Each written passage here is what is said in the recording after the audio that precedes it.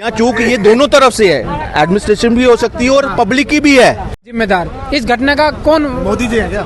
है? नहीं, मोदी जी हैं क्या? मैंने बोला नहीं। आप एक बात बताओ, घटना आप लोग पत्रकार लोग जो है, भाई से पहले सवाल ले लो, पहले भाई से देखिए, आपने जो रेलवे का बताया, वहाँ पे जो भी भगदड़ वहाँ पे मची, देखिए इसको कहते हैं चूक होना। ये मैं कोई डिफेंड नहीं करूँगा किसी चीज़ की, मौत हुई है, मगर यहाँ जितना प्रशासन का है, हर एक कोई भी इंफ्रास्ट्रक्चर यहाँ पे भी है ना, तो पुलिस का एक रेगुलर यहाँ पे आवाजाही लगी हुई है, तो उसके लिहाज से अगर यहाँ भीड़ बढ़ जाती है और इतनी भीड़ हो जाती है तो प्रशासन तो वही है ना, इमीडिएटली, वो कोई एकदम से वैसा तो हुआ नहीं, तो वो जो भी इस पे अधिकारी रहेंगे, जांच होगी वहाँ पे, और आगे ना हो हम इस पे ये कर सकते हैं। दूसरी बात आती है कि भगदड़, आज पता क्या है, एक लोग विपक्षी पार्टियां क्या कर रही हैं, साथ में मुर्दों के ऊपर राजनीति की जा रही है।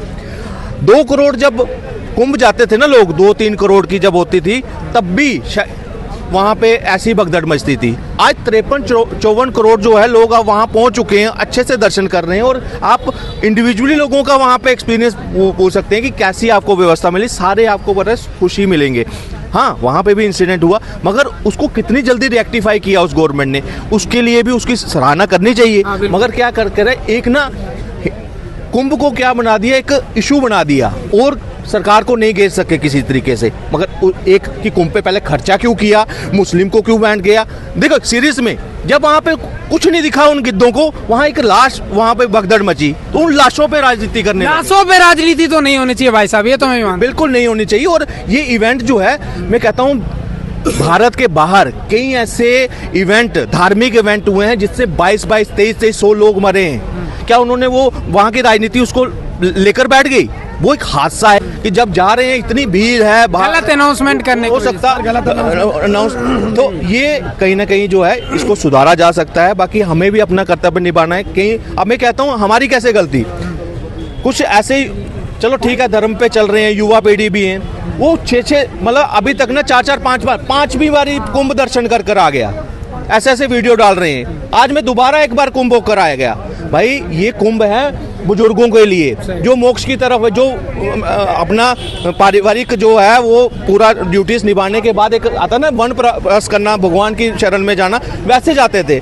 आजकल पिकनिक बना दिया उनको, तो वो कम कर कि वहाँ भीड़ ना पड़े। वहाँ एडमिनिस्ट्रेशन ने आपके लिए पूरी व्यवस्था की है, मगर अगर ज़्यादा ही भीड़ हो जाएगी, सब कुछ ऐसा होगा, चौक जैसा सिस्टम बन जाएगा, तो कैसे संभालेंगे? उसके लिए हमें सबको मिलकर वहाँ सोच समझकर वहाँ पे जाएं। अगर एक बार होकर आए हैं, दोबारा मत जाएं वहाँ पे, क्योंकि आगे किसी और को भी मौका मिले।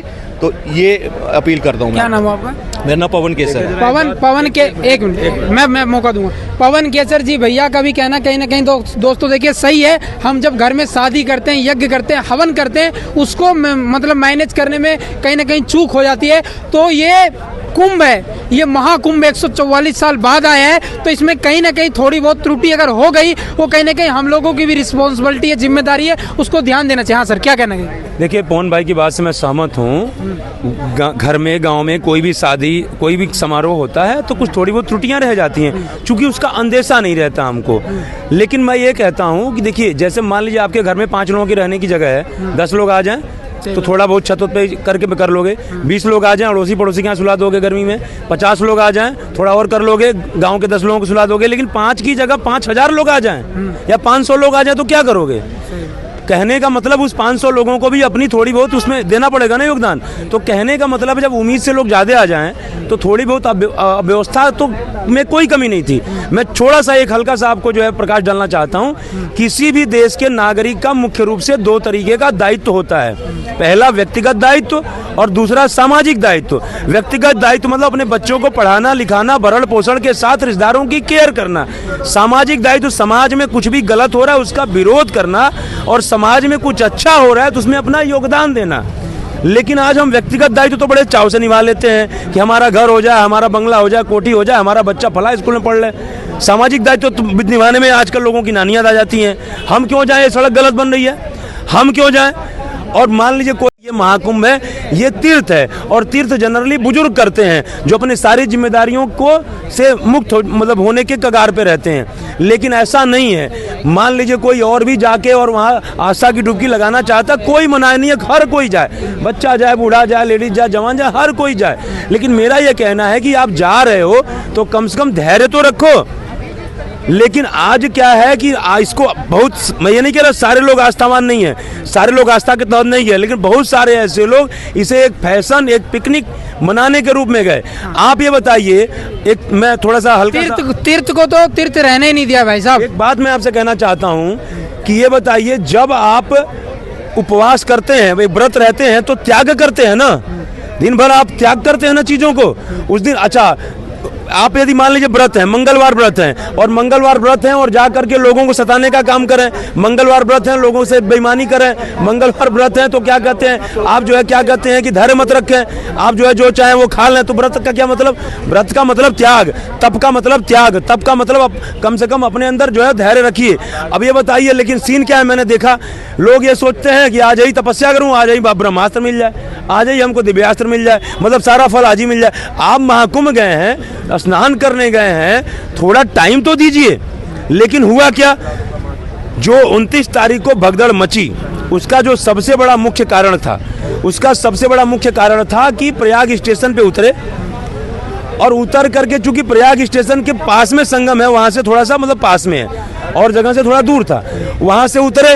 अब मान लीजिए जब वहां पे रात में लोग खुले आसमान में, ठंड का महीना था, सोए हुए थे दिसंबर में, तो गद्दा और रजाई भी चाहिए, कंबल भी चाहिए, तो लेकर के आए, ठोकवा उकवा लाए, खा पी सो गए। तो सामान तो भारी होगा ना, सामान तो भारी होगा। अब ये बताइए कि जब एक तो आप खाली हाथ भाग रहे हो, तो थोड़ा इधर उधर जगह का देख लोगे, आपके सर पे 50 किलो का बोझा है, 20 किलो का बोझा है, तब आप भागोगे तो आपके पैर डगमगा जाएंगे। अब वहां पे एक तो इन लोगों ने क्या किया, नहीं हम ब्रह्म मुहूर्त में ही नहाएंगे। आपने वीडियो वायरल देखी होगी कि डीएसपी ने अनाउंस किया, कहा कि आप लोग नहा करके निकलिए।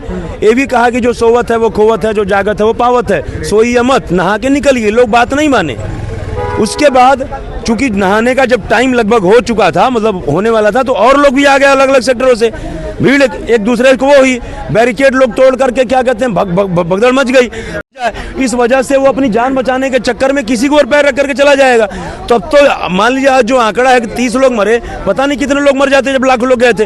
और मैं ये कह रहा हूँ, यदि गारंटी के साथ कह रहा हूँ, 29 तारीख को जो भगदड़ मची, यदि ये लोग कुंभ गए थे, स्टेशन से उतरते या जहां भी जिस साधन से आए थे उतरते, उतर करके जा करके किसी भी सेक्टर में टेंट लेते, वहां रात को रहते और सुबह जो है जो नॉर्मल आपका चेंज करने का कपड़ा होता है, एक थैले में एक पैंट शर्ट लेते, एक धोती कुर्ता लेते, जो कुछ भी साड़ी जो भी लेते और ले करके जाते, तो ये भगदड़ नहीं मचती। उसका कारण है, मैं आपको खत्म कर रहा हूं मैं, क्योंकि मैंने देखा है नॉर्मल वहां जो रुके थे उसकी तो बात छोड़िए, मैं 1 हफ्ते रह करके आया हूं वहां पे। अच्छा। लगभग मैं ये देखा कि नॉर्मल जो लोग नहाने जा रहे हैं, सेक्टर के रास्ते में इतना बड़ा 5-5 फीट लंबा, 3-3 फीट चौड़ा सूटकेस लिए हैं, इतना बड़ा बड़ा बैग लिए हैं। अब उसमें भैया 75 साल का बुजुर्ग भी जा रहा है, 80 साल की महिला भी जा रही है, बुढ़िया भी जा रही है, माता जी जा रही हैं। अब ये बताइए, वो सूटकेस यदि किसी लंबे 80 साल के बुजुर्ग हैं और उनके सर पे लग गया तो गिर गए, और गिर गए तो उनके पैर के ऊपर चढ़ गए। तो मैंने ये देखा कि जवान तो छोड़ो, जो लोग खुद बुजुर्ग हैं, 80 साल के बुजुर्ग जो है, वो 75 साल के बुजुर्ग जो छड़ी से चलो उसको धक्का देके जा रहे हैं। क्या नाम हुआ? प्रेमनाथ द्विवेदी। प्रेमनाथ द्विवेदी जी हैं। इन्होंने कहीं ना कहीं दोस्तों बहुत अच्छी बात कही कि कुंभ जाने के लिए बहुत सारे रास्ते हैं, लेकिन एक ही रास्ते में जाओगे तो घटना